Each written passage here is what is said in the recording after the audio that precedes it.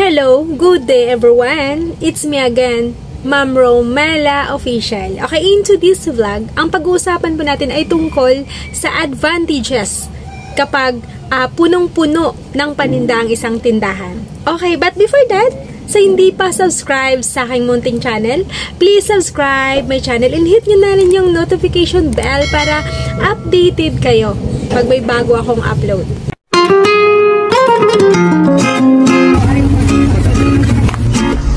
Based in my experience, no, malaki talaga ang advantage ng isang tindahan na punong-puno ng paninda.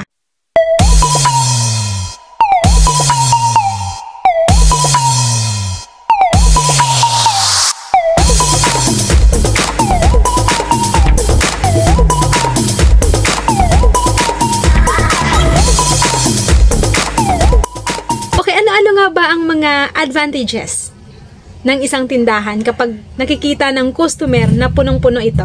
Pinakauna, nang a-attract ito ng customer or nang aakit ito ng customer. Yung tipong mapapabili ang isang customer kapag nakikita niya ang tindahan na punong-puno or na naaalala niya yung mga kanyang mga kailangan bilhin. Lalong-lalo na kapag maliban sa punong-puno yung iyong tindahan ay malinis pa or organized. Pabalik-balik talaga si customer.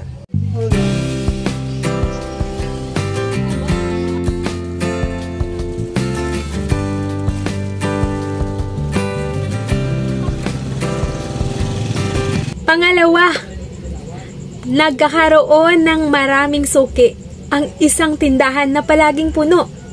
Okay, paano ko nga ba nasabi yun? Marami kasing customer na ayaw nila na lipat sila ng lipat. Yung ayaw nila yung hindi nila nabibili sa isang tindahan. Yung mga gusto nilang bilhin.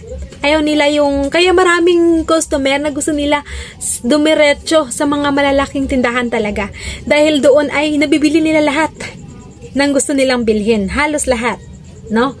Kaya natatalo yung mga maliliit dahil sa ganyan, no? Ganyang thinking or mga pag-iisip ng mga customer din, no?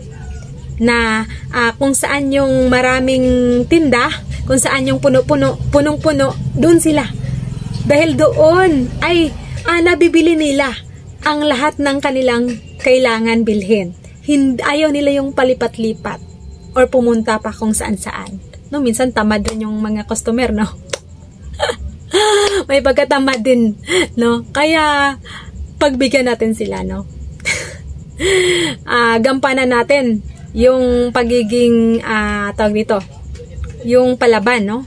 Lumaban tayong mga maliliit, no? Kailangan din natin kumplituhin yung ating tindahan, no? Para makakumpit tayo doon sa mga malalaki, no? Huwag tayo patalo.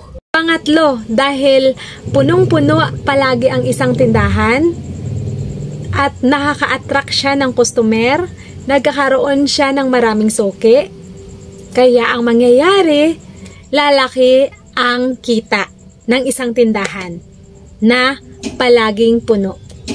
Dahil parami ng parami ang kanyang suki.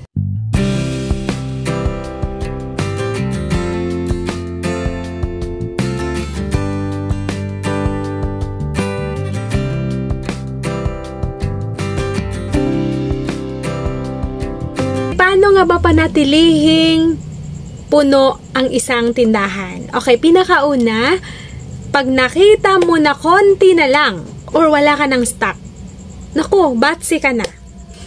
Sibat ka na, no? Mamili ka na agad. Or di kaya, yung mga produkto na hinahanap ni customer na wala ka, i-note mo yan para kapag nag-order ka ay maisama mo or sa doon ay makumpleto ang tindahan mo. Di lang dapat puno, kumpleto at organize ang iyong tindahan. Dapat tama ka rin magpresyo. Kasi aanin mo yung puno yung tindahan mo, Pero kapag nakabili, naakit nga si customer, nakabili dyan sa'yo, at napag-alaman niyang mataas kang magpresyo, hindi rin siya babalik. No? So, hindi mo siya magiging suki. No? Kaya kailangan, hindi lang siya puno, hindi lang siya kompleto, at hindi lang din siya organized, kailangan din tamang presyo. At dito nagtatapos ang ating maiksing video, mga idol. No? Maraming salamat po sa palagi ninyong pagtangkilik sa aking channel. At sana may natutunan po kayo sa akin, mga lods. At nga pala, maraming salamat sa lahat. At sa nga, hindi pa pala dyan subscribe sa aking munting channel, please subscribe my channel and hit nyo na rin yung notification bell para updated kayo pag may bago akong upload. Thank you!